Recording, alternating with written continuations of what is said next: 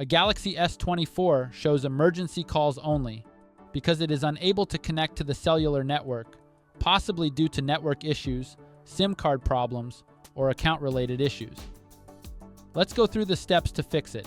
First, restart your phone. Minor system glitches can sometimes affect network services. To do this, press and hold the volume down and power buttons until the power options appear. Tap Restart, then confirm to reboot your device. After your phone restarts, check if the emergency calls only message is still showing.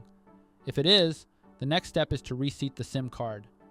It's possible the SIM card is loose and isn't making proper contact with the connectors.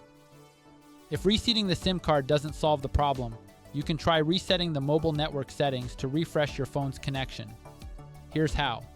Open Settings and tap on General Management. Tap on Reset, then select Reset Mobile Network Settings. Follow the on-screen instructions to complete the network reset. If you've tried all these steps and the issue persists, it's time to contact your carrier or service provider.